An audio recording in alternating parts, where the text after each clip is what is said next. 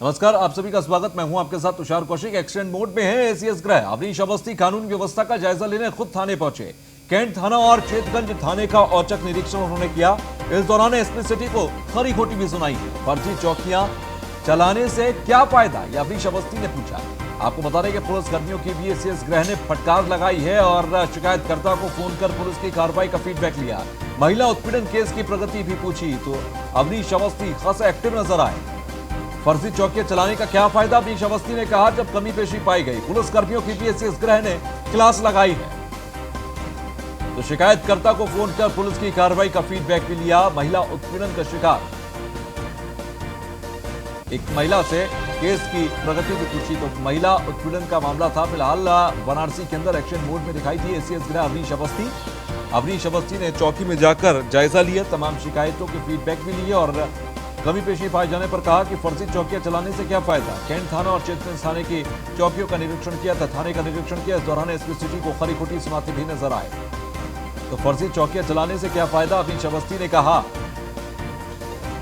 पुलिसकर्मियों की भी एसी गृह ने फटकार लगाई है तो शिकायतकर्ता को फोन कर पुलिस की कार्रवाई का फीडबैक जो अवनीश अवस्थी लेते नजर आए। उसी दौरान की तस्वीर हम आपको दिखा रहे हैं। दूर दूर से आना जाना रहता है। सपोज हम आपसे कहें कि शहर में आपकी चौकियां और कितनी होनी चाहिए? तो हमारी चौकी हमारी आवश्यक है। जैसे गोदौलिया पे, हमारे गोदौलिया चौराहे पे पहले चौकी कम बूथ हुआ करता था सर, तो पार्किंग वाला जो मतलब वो हटा दिया गया। हम लोग कपड़े टेंट टाइप पर लगा करके वहाँ फोर्स वहाँ रहना बहुत ज्यादा जरूरी होता है सर। गोदौलिया चौराहे पे हमेशा पीएसी की और वैसे सारे वहाँ उस चौराहे पे बहुत आवश्यक चौकी है सर। उसमें क्या नाम है आपका? मैं विकास चंद्र त्रिपाठी हूँ सर, एसपी सिटी। आपको तो अभी पोस्ट किया है कि पहले से है? 8 महीने हो गए। तो त्रिपाठी, आपकी जो चौकियां हैं इसके लिए जमीन मिल जाएगी? कुछ तो चौकी जैसे संकट मोचन चौकी है सर, तो मतलब बंद करके चल रहा है, उसको हम लोगों ने ठीक कराया। काफी चौकियां ऐसी हैं सर तो सैंक्शन नहीं हो चल रही सर ऐसी कितनी है? आप उनको रिवॉल्विंग चौकी करके सीसीटीएनएस वगैरह सब लगा लो कायदे से। फर्जी फर्जी चौकी चला क्या फायदा? मैक्सिमम चौकियां ऐसी हैं जो सैंक्शन ज्यादा तो संख्या लगा दी है पूरा उन्हीं को चौकी में कन्वर्ट करवा। समझ बल्कि सर रिकॉर्ड्स में तो सर्फेस चेंजमेंट नहीं है जिस तरह समझ चौकी, अस्थायी चौकी का रिव्यू कर।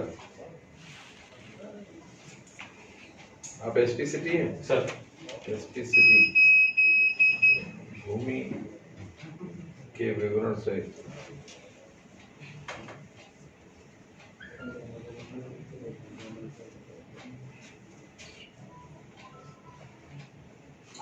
देखिए, मेरा व्यू ये है इतना सब देखने के बाद कि अगर आप बेसिक इंफ्रास्ट्रक्चर और थाने की साइज कैपेसिटी नहीं ठीक करोगे तो क्राइम तो नहीं होगा। आप कैंट थाने पर अगर लोड दे, तो पांडेपुर आपको ध्यान होगा पहले एक बार आए थे, आप ही लोगों ने कहा था कि बनना बहुत जरूरी है। कैंट थाने पर अगर पांडेपुर जोड़ दिया जाए तो आपका वीआईपी ड्यूटी इतना हो जा रहा है कि उसके बाद तो कुछ बचता ही नहीं। पूरा कचहरी So you have to rationalize the working, otherwise it will all be दूर दूर से आना जाना रहता है।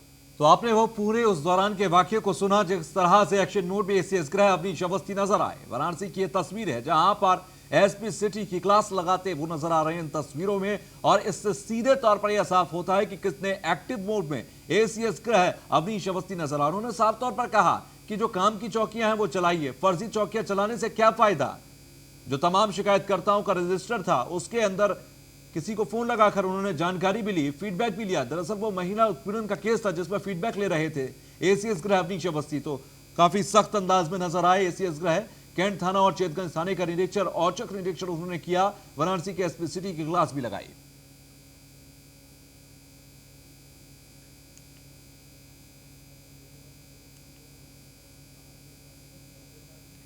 तो पूर्वांचल एक्सप्रेस वे का सीएम योगी आदित्यनाथ ने निरीक्षण किया। सुल्तानपुर, गाजीपुर, आजमगढ़ पहुंचकर निरीक्षण किया है। अयोध्या और लखनऊ में निरीक्षण कर संबोधित भी किया। यूपी को हम ऐसा बनाएंगे कि लोग यहां रोजगार ढूंढने आएंगे। सकारात्मक भाव से तैयारी चल रही है, सीएम योगी ने कहा।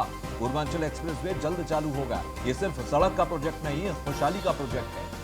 तो एक्सप्रेसवे का एक जाल यूपी में फैलता दिखाई दे रहा है। इन तमाम बातों को आज जिक्र के तौर पर उन्होंने गाजीपुर आजमगढ़ में किया। उन्होंने कहा कि पूर्वांचल एक्सप्रेसवे का ताबड़तोड़ निरीक्षण भी उन्होंने किया और साथ ही साथ उन्होंने कहा कि पूर्वांचल एक्सप्रेसवे से विकास की नई बातें वो पूर्वांचल के अंदर लिखी जाएंगी। सिर्फ सड़क का प्रोजेक्ट नहीं है, खुशहाली का प्रोजेक्ट साबित होगा।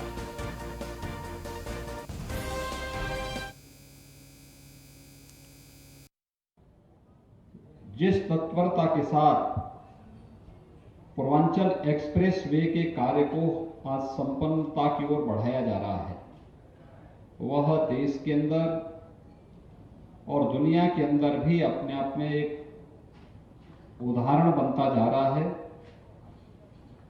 हम जिस स्थान पर हैं, ये एक एयर स्ट्रिप भी बन रही है, यानी यहां पे बड़े से बड़े विमान को इस स्थान पर उतारा जा सकता है। अगर कभी इमरजेंसी में हमें कोई विमान उतारना हो तो इस स्थान पर आराम से उसको उतार करके लोगों को सुविधा का लाभ दिया जा सकता है। और सुल्तानपुर वासियों को इस बात पर गौरव की अनुभूति होनी चाहिए कि यह सुविधा सुल्तानपुर जनपद को प्राप्त हुई है।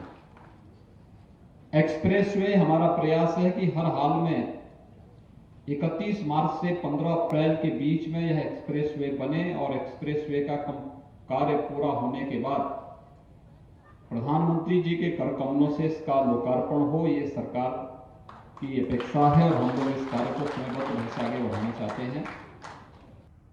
पूर्वांचल एक्सप्रेसवे जून 2018 में प्रधानमंत्री जी ने शिलान्यास किया।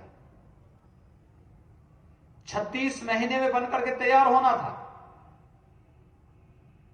आपने कोरोना को देखा है, मार्च से लेकर के मई तक लॉकडाउन था। स्थिति सामान्य होने में 1-2 महीने और लगे और बावजूद हम लोगों का प्रयास है कि हम 15 अप्रैल तक पूर्वांचल एक्सप्रेसवे को बना देंगे, यानी समय से पहले हम बना करके पूर्वांचल एक्सप्रेसवे को दे रहे हैं। ये पैसे की भी बचत है, जनता की सुविधाओं को अभिवृद्धि करने की दिशा में और निवेश की संभावनाओं को देश से एक आकर्षक स्थल के रूप में उत्तर प्रदेश को विकसित करने की दिशा में किए गए प्रयास का हिस्सा है। अनुमान करिए आज से 3 वर्ष 4 वर्ष पहले तक आजमगढ़ के नाम से लोग कांपते थे। आजमगढ़ के नाम पर लोग किराए पे मकान नहीं देते थे। यहां का युवा अगर कहीं जाता था, आजमगढ़ नाम बता देता था तो लोग उसको पिंड छुड़ाते थे। लेकिन अब आजमगढ़ विकास की एक नई आशा की किरण के साथ आगे बढ़ रहा है और आशा की एक किरण एक्सप्रेसवे यहां के औद्योगिक विकास को एक नई ऊंचाइयों तक पहुंचाएगा। साथ ही साथ हम आजमगढ़ में विश्वविद्यालय भी दे रहे हैं। विश्वविद्यालय के लिए जमीन की समस्या आ रही है, ये आजमगढ़ वासियों को सोचना चाहिए। अब तक नहीं तो विश्वविद्यालय का कार्य भी प्रारंभ हो गया होता।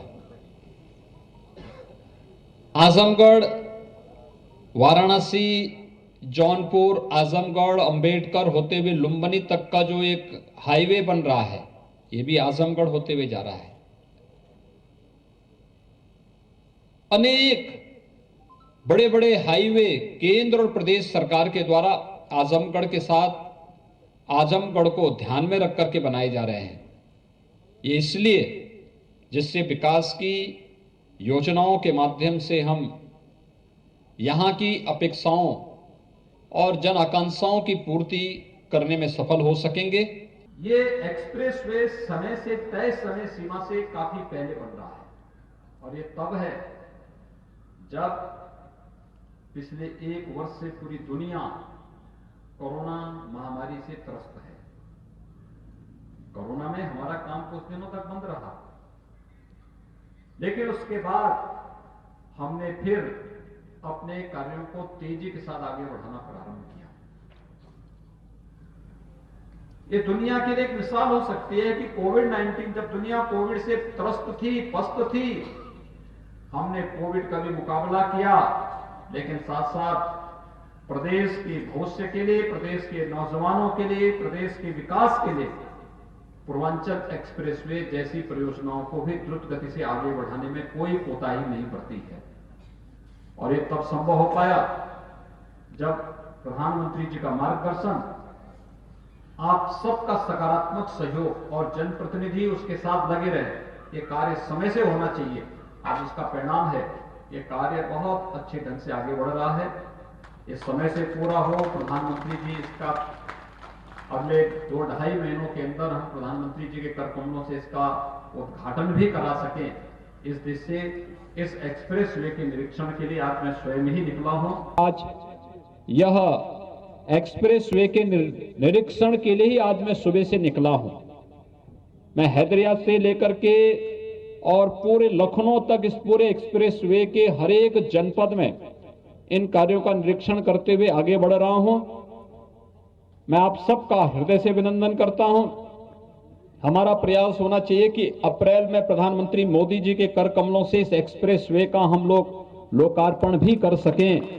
इसके लिए कार्यदायी संस्था, कॉन्ट्रैक्टर, स्थानीय जनता मिलकर के कोई कोर कसर न छोड़ें, जिससे समयबद्ध ढंग से हम इस कार्य को संपन्न कर सकें और यहां पर विकास की वे अनंत संभावनाएं आगे बढ़। खबर कानपुर से है, जहां पर एसआईटी की ओर से बिकरू कांड की जांच का यह पूरा मामला 2005 में तैनात सभी लिपिकों पर कार्रवाई कर दी है। विकास दुबे, जय वाजपेयी समेत 30 से ज्यादा शातिरों के असलहे लाइसेंस होते रहे नवीनीकरण।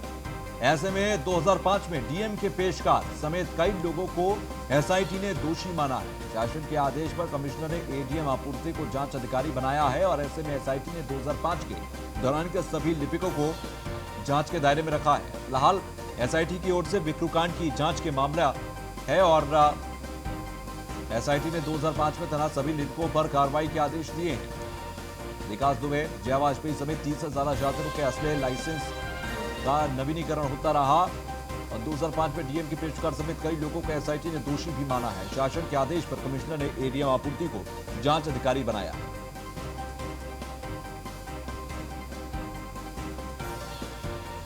तो एसआईटी ने 2005 में तैनात सभी लिपिकों पर कार्रवाई के आदेश दिए हैं। सभी लिपिकों को आदेश कभी उनके ऊपर कार्रवाई के आदेश दिए गए। फिलहाल विकास दुबे, जय वाजपेयी समेत सभी के असलहे का नवीनीकरण होता गया, लाइसेंस का नवीनीकरण होता रहा और यही सबसे बड़ा एक आरोप इनके ऊपर रहा।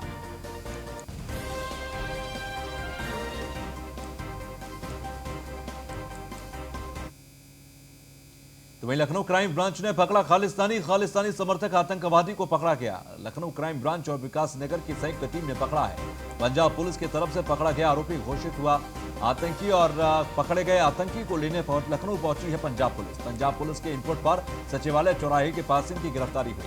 तो लखनऊ क्राइम ब्रांच और विकास नगर की संयुक्त टीम ने पकड़ा है। पंजाब पुलिस की तरफ से पकड़ा गया आरोपी घोषित है आतंकी और खालिस्तानी आतंकी ये है। पकड़े गए आतंकी को लेने पहुंची लखनऊ पंजाब पुलिस की टीम।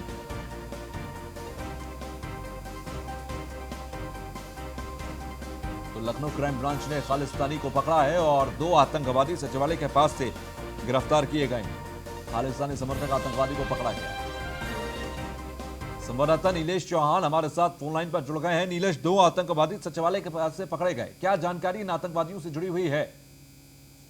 देखिए तुषार, बिल्कुल आपको बता दूं कि राजधानी पुलिस और पंजाब पुलिस की संयुक्त टीम ने ये गिरफ्तारी की है, जिसमें एक को पंजाब पुलिस ने पहले ही खालिस्तानी आतंकी घोषित कर रखा था, जो काफी समय से पंजाब से फरार चल रहा था। पंजाब पुलिस उसकी तलाश कर रही थी। जब उसके लखनऊ होने में की पुष्टि हुई तो लखनऊ पुलिस से पंजाब पुलिस ने संपर्क किया था, जिसके बाद लखनऊ के जो जेसीपी क्राइम है नीलाजाब चौधरी ने टीमें गठित की और उसकी धरपकड़ के लिए तमाम तरीके की दबिशें दी गई और इस खालिस्तानी आतंकी को गिरफ्तार किया गया। पंजाब पुलिस और लखनऊ पुलिस की संयुक्त टीम ने ये गिरफ्तारी की है और विकास नगर थाने पर जो कि इस पूरे मामले का खुलासा किया गया है और कुछ देर बाद जो है जो पंजाब की पुलिस है वो इस आतंकी को अपने यहाँ ले जाएगी। तो कहीं ना कहीं ये कहा जा सकता है कि लखनऊ पुलिस और पंजाब पुलिस की संयुक्त कार्रवाई में बड़ी खुलासा हुआ है और बड़ी गिरफ्तारी कही जा सकती है। लखनऊ पुलिस लगातार ऐसे लोगों को चिन्हित करके और तमाम जो दूसरे प्रदेशों की पुलिस है उनकी सहायता करती है। तो इसके लिए भी पंजाब पुलिस ने लखनऊ पुलिस का धन्यवाद ज्ञापित किया है। ठीक है, शुक्रिया हमसे जुड़ने के लिए। वाराणसी से खबर, दबंगों ने किया सरकारी आवासों पर कब्जा और श्रम विभाग ने श्रमिकों के लिए निर्माण करवाया था। 1196 आवासों में से 196 आवास आवंटित हुए हैं। बचे हुए 1102 आवासों पर अवैध तरीके से कब्जा किया गया है। आरटीआई से मामले का खुलासा हुआ तो अलर्ट हुआ श्रम विभाग। अवैध कब्जेदारों के खिलाफ शुरू की गई कार्रवाई। श्रम विभाग ने अवैध कब्जा धारकों को भेजा है नोटिस। थाना कमला नगर के बलकेश्वर का यह पूरा मामला है। श्रम विभाग ने कराया था श्रमिकों के लिए निर्माण, तो दबंगों ने सरकारी आवासों पर कब्जा किया। आपको बता दें कि दबंगों की तरफ से कब्जा किया गया था। श्रम विभाग ने श्रमिकों के लिए इसका निर्माण करवाया था, तो दबंगों ने किया सरकारी आवासों पर कब्जा। आगरा से यह खबर हम आपको दिखा रहे हैं। आपको बता दें श्रम विभाग ने श्रमिकों के लिए इसका निर्माण करवाया था, लेकिन 1102 ऐसे आवास हैं जिन पर कब्जा हुआ है। फिलहाल 196 के आसपास आवास बताए जा रहे हैं जिनको अलॉट किया गया। तो दबंगों ने सरकारी आवासों पर कब्जा किया है और आगरा से ये पूरी खबर सामने आई है, जहां पर कब्जे की खबर सामने आई है। थाना कमला नगर के बलकेश्वर का मामला है। श्रम विभाग ने अवैध कब्जेदारों को नोटिस भेज दिया है। तो आरटीआई के जरिए इस पूरे मामले का खुलासा हुआ। 1196 आवासों में से 196 आवास हैं जो कि आवंटित हुए हैं। बचे हुए कुल 1100 के आसपास के जो आवास हैं वो अवैध तरीके से कब्जे किए गए हैं। टेम्परेरी माध्यम से एक नोटिस मिला है श्रम हाउसिंग के संदर्भ में जी, जो हमारी श्रमिक बस्तियां बनी हुई हैं, श्रम कॉलोनी है, उसमें अवैध अध्यासी एवं अवैध रूप से जिन्होंने अपने वहाँ पर कार्य करा लिए गए उसको तोड़फोड़ कर, उसके हमने अभी जांच में उसको लेबर इंस्पेक्टर को दे दिया है। उससे आख्या मांगी है कि उसमें वहाँ पर जांच करके आख्या दे। इसके अतिरिक्त हमने पूर्व में भी एक आख्या मांगी थी अपने वहाँ के गृह निरीक्षक से। उनके द्वारा कुछ हमको सूची उपलब्ध कराई थी, उन पर हम पीपी एक्ट के अंतर्गत कार्रवाई कर रहे हैं। उसमें केस चल रहे हैं अभी बेदखली के। इसके अतिरिक्त धारा 12(2) के अंतर्गत भी उनके निरस्तीकरण की कार्रवाई केस चल रहे हैं। और इस पर हम उन पे सूची मांगते हैं कि और कितने ऐसे अवैध कब्जे हैं या उन्होंने अपने व्यवसायिक संस्थान या अन्य दुकानें निर्मित की हैं, तो उस पर हमें नियमानुसार कार्रवाई कर।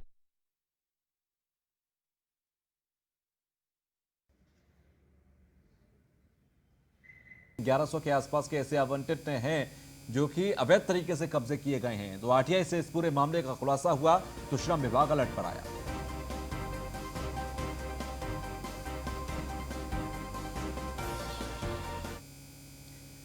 खबर है मुजफ्फरनगर से, जहां पर चलते हुए टाटा मैजिक में अचानक से आग लग गई। ड्राइवर ने कूदकर अपनी जान बचाई। सेखेड़ा थाना क्षेत्र के जोली रोड का पूरा मामला है। तो मैजिक में आग लगी थी मुजफ्फरनगर के अंदर।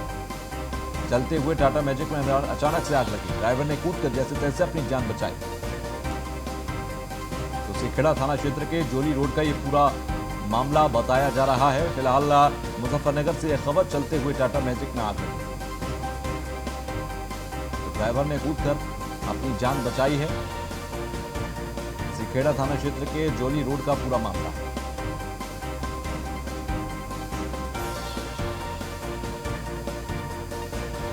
मुजफ्फरनगर से खबर है, ड्राइवर ने कूदकर जैसे तैसे अपनी जान बचाई।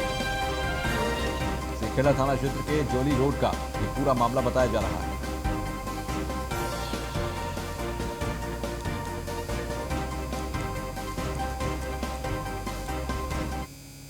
खबर लखनऊ से, जहां पर केजीएमयू में फिर स्ट्रेचर न मिलने से एक मरीज की मौत हो गई। मरीज को 1 घंटे तक नहीं मिला स्ट्रेचर। होल्डिंग एरिया में इलाज के अभाव में मरीज की मौत हुई। मेडिकल कॉलेज में स्ट्रेचर्स पर कर्मचारियों का कब्जा और मरीजों को घंटों करना पड़ता है स्ट्रेचर के लिए इंतजार। तो मरीज को 1 घंटे तक स्ट्रेचर नहीं मिला। होल्डिंग एरिया में इलाज के अभाव में मरीज की मौत हो गई। तो मेडिकल कॉलेज में स्ट्रेचर्स पर कर्मचारियों का कब्जा देखा गया। फिलहाल आपको बता दें कि मरीजों को घंटों यहां पर स्ट्रेचर के लिए इंतजार करना पड़ा।